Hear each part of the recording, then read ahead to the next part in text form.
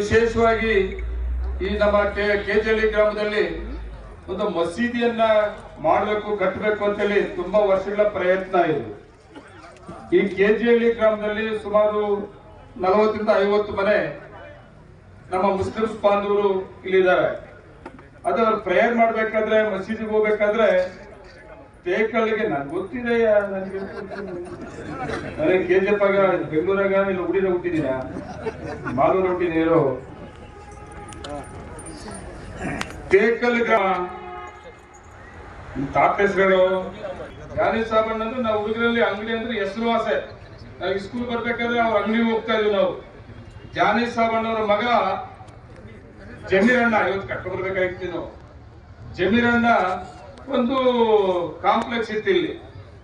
ಆ ಕಾಂಪ್ಲೆಕ್ಸ್ ಅಲ್ಲಿ ಒಂದು ಮಸೀದಿ ನಡೆಸ್ಕೊಳ್ಳೋದಕ್ಕೆ ಪ್ರೇಯರ್ ಮಾಡ್ಕೊಳ್ಳೋದಕ್ಕೆ ಒಂದು ಜಾಗವನ್ನು ಕೊಟ್ಬಿಟ್ಟಿದ್ರು.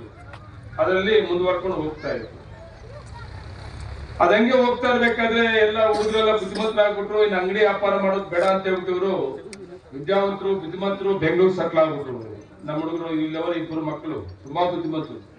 ಖುಷಿ ಏನಂದ್ರೆ ಎಷ್ಟೇ ಬುದ್ಧಿಮಂತರಾದ್ರೂ ಹುಟ್ಟಿದೂರ್ನು ಮತ್ತಿಲ್ಲ, ದೇವರು ನಿಮ್ಗೆ ಇನ್ನೂ ಒಳ್ಳೇದ್ ಮಾಡ್ತಾರಲ್ಲ.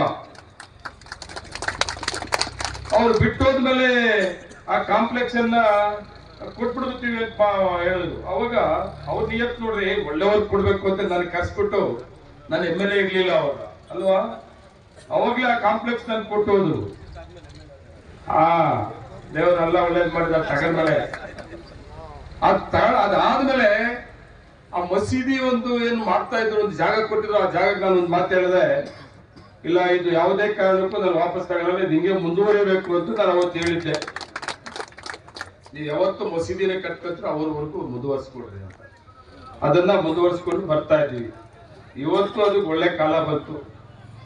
ಇವತ್ತು ನಮ್ಮ ಭಾಗದ ಮುಸ್ಲಿಮ್ಸ್ ನಾಯಕರು ಎಲ್ಲರ ಸಹಕಾರದಿಂದ ಒಂದು ಜಾಗವನ್ನ ದಾನಿಗಳು ಅವಾಗಲೇ ಸನ್ಮಾನ ಮಾಡಿದ್ವಿ. ಅನೂರ್ ಬಯ್ಯಣ್ಣ ಅವರು ಮೂಲತಃ ನಮ್ಮ ನೆಲ್ಲಲ್ಲಿ ಅವರು ಕೂಡ ಬೆಂಗಳೂರಲ್ಲಿ ಹೋಗಿ ಚೆನ್ನಾಗಿರ್ತಾವ್ರೆ. ಆದ್ರೂ ಕೂಡ ನೋಡ್ರಿ, ನಮ್ಮ ಹುಟ್ಟಿದ ಊರಲ್ಲಿ ನಂದೊಂದು ಹೆಸರಿಲ್ಲ ಅಂತ ಆ ಮಸೀದಿ ಕಟ್ಟೋದಕ್ಕೆ ಜಾಗ ಕೊಟ್ರಲ್ಲ. ನಾವ್ ಯಾರು ಇರಲ್ಲ, ಆದ್ರೆ ಅದಂತೂ ಶಾಶ್ವತ ಉಳ್ಕರ್ತದ ಅಂತ ಒಂದು ಕೆಲಸ ಮಾಡಿಕೊಟ್ರು. ಅವ್ರು ಕೊಟ್ಟಿದ್ದ ಜಾಗದಲ್ಲಿ ಸುಮಾರು ವರ್ಷ ಪ್ರಯತ್ನ ಆಯ್ತು. ಇದು ನಿನ್ನೆ ಮೊನ್ನೆ 2-3 ವರ್ಷದಲ್ಲಿ ಆಗಿದ್ದಲ್ಲ. ಸುಮಾರು ನನ್ನ ಪ್ರಕಾರ ಒಂದು 4-5 ವರ್ಷದಿಂದ ನಾನು ಅಣ್ಣಾಗ ಹೇಳ್ತಾರೆ, ನಮ್ಮ ಸ್ಪೀಕರ್ ಸಾಹೇಬ್ ಹೇಳ್ತಾರೆ, ನಮ್ಮ ಭಾಗದಲ್ಲಿ ತುಂಬಾ ಒಳ್ಳೆಯವರು ಅವರೇ, ಬಡವರು ಕೂಡ ಅವರೇ ಅಂತ. ಆದ್ರಿಂದ ಎಷ್ಟೇ ಕಷ್ಟ ಆದ್ರೂ ಕೂಡ ಟೈಮ್ ತಗೊಂಡ್ರು ಕೂಡ ಇವತ್ತು ಒಂದು ಮಸೀದಿನ ಇಲ್ಲಿ ಇವತ್ತು ಉದ್ಘಾಟನೆ ಮಾಡಿಸ್ತಾ ಇದ್ದೀವಿ. ಉದ್ಘಾಟನೆ ಆಗ್ತಾ ಇರೋದು ಯಾರಿಂದ? ನಾನು ಅವಾಗಲೇ ಮಾತಾಡ್ಬೇಕಾದ್ರೆ ಇತಿಹಾಸ ಪುಟಗಳಲ್ಲಿ ಶಾಶ್ವತವಾಗಿರ್ತದೆ ಅಂತೇಳಿ, ಇದು ತುಂಬಾ ಸಿಕ್ಕದಾಗಿ ಮಸೀದಿ ಅಂತ ಇನ್ನೂ ದೊಡ್ಡ ದೊಡ್ಡ ಮಸೀದಿಗಳೆಲ್ಲ ಕಟ್ಟವ್ರೆ. ಆದ್ರೆ ಈ ಮಸೀದಿಗೆ ಯಾರು ಬಂದು ಹೋದ್ರು ಉದ್ಘಾಟನೆ ಆಗೋ ಸಂದರ್ಭದಲ್ಲಿ, ಇಲ್ಲಿ ಮಸೀದಿಯನ್ನ ಉದ್ಘಾಟನೆ ಮಾಡೋ ಸಂದರ್ಭದಲ್ಲಿ ಅಂದ್ರೆ ನಮ್ಮ ಖಾದರ್ ಸಾಬ್ ಬಂದು ಹೋದ್ರಂತೆ, ಸ್ಪೀಕರ್ ಆಗಿದ್ರಂತೆ ಅನ್ನೋದನ್ನ ಬಂದದು ಮೊದಲ ನಮಾಜ್ ಮಸೀದಿ ಉದ್ಘಾಟನೆ ಮೊದಲ ದಿನ ಈ ಮಸೀದಿನಲ್ಲೇ. ಅವ್ರು ಬೆಂಗಳೂರಲ್ಲಿ ಪ್ರತಿ ಶುಕ್ರವಾರ ಅವರು ಮಸೀದಿಗೆ ಹೋಗ್ಬೇಕಾಗ್ತದೆ. ಅದವರು ಮಾತು ಹೇಳಿದ್ರು, ನಾ ಇಲ್ಲೇ ಬರ್ತೇನೆ ಪ್ರೇಯರ್ ಮಾಡೋದಕ್ಕೆ ಅಂತ ಕೂಡ ಹೇಳಿದ್ರು. ಅಲ್ಲ ಸರ್, ನೋಡಿ ನಮ್ಮ ಅದೃಷ್ಟ, ನಾವು ಮಾಡಿದಂತ ಮಸೀದಿನಲ್ಲಿ ಇಲ್ಲಿ ಬಂದು ಪ್ರೇಯರ್ ಮಾಡಿದ್ರು. ಅದು ಮರೆಯಕ್ಕೆ ಆಗಲ್ಲ. ನಾವು ಅಂತ ಒಂದು ಅವಕಾಶ ತಾಂಡವಿ ಇಲ್ಲಿ ಉದ್ಘಾಟನೆ ಮಾಡ್ಬೇಕು ಮಸೀದಿನ ಅಂತೇಳಿ ಈ ಭಾಗದ ಎಲ್ಲ ನಮ್ಮ ಹಿರಿಯರೆಲ್ಲ ಕೇಳಿದಾಗ ಖಾದರ್ ಸಾಹೇಬ್ರು ಕರ್ಸ್ಬೇಕು ಅಂತ ನನಗೆ ಒಂದ್ ಕಡೆ ಭಯ.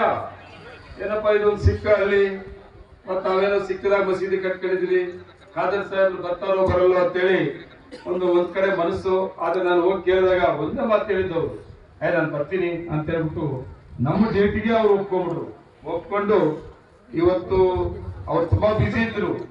ಬೆಳಿಗ್ಗೆ ಕೂಡ ನಂಗೆ ಡೌಟ್ ಇತ್ತು, ರಾಜ್ಯಪಾಲರ ಹತ್ರ ಹೋಗ್ತಾ ಇದ್ದೀನಿ ಗೌಡ್ರೆ ಅಂದಾಗ, ಸರ್ ನೀವ್ ಏನ್ ಮಾಡ್ತಿರೋ ದಯವಿಟ್ಟು ಬಂದೇ ಬರ್ಬೇಕು ಅಂತ ಹೇಳಿದೆ. ಅದೆಷ್ಟೇ ಬಿಸಿ ಇದ್ರು ಕೂಡ ಇವತ್ತು ಈ ಕಾರ್ಯಕ್ರಮದಲ್ಲಿ ಬಂದು ಭಾಗವಹಿಸಿ ನಮ್ಮ ಮಸೀದಿಯನ್ನ ಉದ್ಘಾಟನೆ ಮಾಡಿಕೊಟ್ಟಿದ್ದಾರೆ. ನಿಮ್ಮೆಲ್ಲರ ಪರವಾಗಿ ನನ್ನ ವೈಯಕ್ತಿಕವಾಗಿ ಅವರಿಗೆ ನಾನು ಧನ್ಯವಾದಗಳು ಕೂಡ ಹೇಳ್ತೇನೆ. ಅದೇ ರೀತಿ ನಮ್ಮ ಈ ಜಿಲ್ಲೆಯ ನಮ್ಮ ಹಿರಿಯರು, ನಮ್ಮ ಮಾರ್ಗದರ್ಶಿಗಳು, ಮತ್ತೆ MLCಗಳು ಮತ್ತೆ ಮುಖ್ಯಮಂತ್ರಿಗಳ ತುಂಬಾ ಹತ್ತಿರವಾಗಿರುವಂತ ಕಾರ್ಯದರ್ಶಿಗಳಾದಂತ ನಸೀರ್ ಅಹಮದ್ ಅವರು ಕೂಡ ನೀವು ಬರಲೇಬೇಕು ಅಂತ ನಾನು ಕೇಳಿದ್ದೆ. ಬಂದೇ ಬರ್ತೀನಿ ಅಂದ್ರು. ಅವ್ರಿಗೂ ಎಲ್ಲೋ ಒಂದ್ ಕಡೆ ಈ ನಮ್ಮ ಗುರುಗಳೊಬ್ರು ತೀರೋಗ್ಬಿಟ್ಟಿದಂತೆ. ಆ ಕಾರ್ಯಕ್ರಮದಲ್ಲಿ ಭಾಗವಹಿಸಬೇಕು ನಂಜೆ ಕೂಡ ನಾನು ಬೇಗನೆ ಬಂದು ಹೋಗ್ಬಿಡ್ತೀನಿ, ನಾನು ಸ್ಪೀಕರ್ ಸಾಹೇಬ್ರ ಜೊತೆಲೇ ಬರ್ಬೇಕು ಅಂದ್ಕೊಂಡಿದ್ದೆ, ಮತ್ತೆ ನಾನು ಅಲ್ಲಿ ಭಾಗವಹಿಸಬೇಕಾಗಿರೋದ್ರಿಂದ ನಾನು ಬೆಳಗ್ಗೆನೆ ಬಂದು ಹೋಗ್ತೀನಿ ಅಂತ ಹೇಳಿದ್ರು. ಇಲ್ಲ ನೀವು ಬಂದೇ ಬರ್ಬೇಕಣ್ಣ ಅಂತ ಹೇಳಿದ್ದೆ. ಅವರು ಕೂಡ ಬಂದು ನಮ್ಮ ಮಸೀದಿಯಲ್ಲಿ ಪ್ರೇಯರ್ ಮಾಡಿ ಮತ್ತೆ ನಮ್ಮ ಜೊತೆಲಿ ಒಂದೂವರೆ ಅವರ್ ಫ್ರೀ ಆಗಿತ್ತು. ಅವರು ಕೂಡ ಹೋಗಿದ್ದಾರೆ. ಅದೇ ರೀತಿ ಈ ಕಾರ್ಯಕ್ರಮದಲ್ಲಿ ವಿಶೇಷವಾಗಿ ನಮ್ಮ ಕೆಪಿಸಿಸಿನಲ್ಲಿ ಒಳ್ಳೆ ಜವಾಬ್ದಾರಿ ಸ್ಥಾನದಲ್ಲಿ ಇರೋರು ಮತ್ತೆ ಗ್ಯಾರಂಟಿ ಉಪಾಧ್ಯಕ್ಷರು ಮನೋಜ್ ಖಾನ್,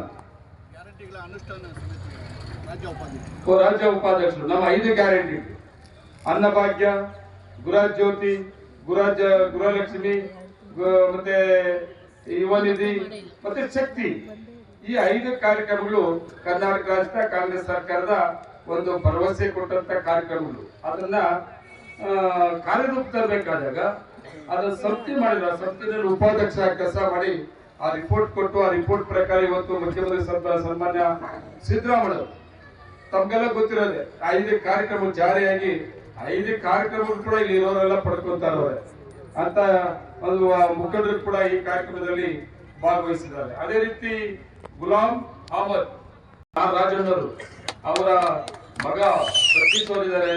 ಈಗ ಹಾಲಿ ವಿಶೇಷವಾಗಿ ಅವಾಗಲೇ ನಮ್ಮ ಹುಡುಗ ಸ್ವಾಗತ ಭಾಷಣ ಮಾಡೋ ಸಂದರ್ಭದಲ್ಲಿ ಹೇಳ್ತಾರೆ ಬಾಲೂರು ತಾಲೂಕು ಇತಿಹಾಸ ಇದೆ, ಮತ್ತೆ ಟೇಕಲ್ ಹೋಗ್ಲಿಕ್ಕೂ ಒಂದು ಇತಿಹಾಸ ಇದೆ ಅಂತ. ಸರ್ ಟೇಕಲ್ ಹೋಗ್ಲಿದ್ರೆ ಟೇಕಲ್ ಅಂತ ಈಗ ಹೆಸರು ಬಂದಿದೆ ಸರ್. ಮೊದಲಿಗೆ ಟೇಕ್ ಅನ್ಸಿ ಅಂತೇಳಿ ಹೆಸರಿತ್ತು ಅಲ್ಲ ಚಂದ್ರಣ್ಣ, ಟೇಕ್ ಅನ್ಸಿ ಅಂತ ಹೆಸರಿತ್ತು. ಅದು ಟೇಕಲ್ ಆಗಿದೆ. ಅದು ಇತಿಹಾಸ ಪುಟದಲ್ಲಿ ಏನಿದೆ ಅಂದ್ರೆ ಈ ಟೇಕಲ್ಲಿ 101 ದೇವಸ್ಥಾನಗಳಿದೆ. ತಮ್ಗೆಲ್ಲ ಗೊತ್ತಿರೋದು 101 ದೇವಸ್ಥಾನಗಳು, ಹಿಂದೂ ದೇವಸ್ಥಾನಗಳು ಮತ್ತೆ 101 ಬಾವಿಗಳಿದೆ. ಅದ್ರ ಜೊತೆಗೆ ಅಷ್ಟೇ ಪ್ರಸಿದ್ಧವಾದ ಮಸೀದಿ ಮತ್ತೆ ದರ್ಗಾ ಮತ್ತೆ ಅದ್ರ ಜೊತೆಗೆ ವರ್ಷಕ್ಕೊಂದು ಕಾರ್ಯಕ್ರಮ ನಡೀತು. ನನ್ನ ಪ್ರಕಾರ ನಾನಂತೂ ನೋಡಿಲ್ಲಪ್ಪ, ಕೋಲಾರ ಜಿಲ್ಲೆಯಲ್ಲಿಲ್ಲ, ರಾಜ್ಯದಲ್ಲಿ ಎಲ್ಲಿದೋ ಗೊತ್ತಿಲ್ಲ. ವರ್ಷಕ್ಕೊಂದು ಸಾರಿ ನಮ್ಮ ಬಾಬೈನ ಹಬ್ಬ ಮಾಡ್ತೀವಿ ನಾವು. ಏನಂತ ಮೊಹರಂ ಹಬ್ಬ. ನಾನು 2ನೇ ಕ್ಲಾಸ್ ಓದೋಕೆ ಬರ್ತಾ ಇದ್ದೆ ಟೇಕಲ್ಗೆ ನಮ್ಮೂರಿಂದ. ಅವಾಗ್ಲಿಂದ ನೋಡೋದು ನಾನು. ಸಾವಿರಾರು ಜನ, ಸುಮಾರು ನನ್ನ ಪ್ರಕಾರ 20-25-30 ಸಾವಿರ ಜನ ಸೇರುವಂತದ್ದು. ಆ ಮೊಹರಂ ಕಾರ್ಯಕ್ರಮದಲ್ಲಿ ಸೇರುವಂತವ್ರು ಯಾರು? ಬರೀ ಮುಸ್ಲಿಮ್ಸ್ ಎಲ್ಲ. ಆ ಬಾಬೆಯಲ್ಲಿ ಪೂಜೆ ಮಾಡುತ್ತವ್ರು ಯಾರು? ಹಿಂದೂಗಳು.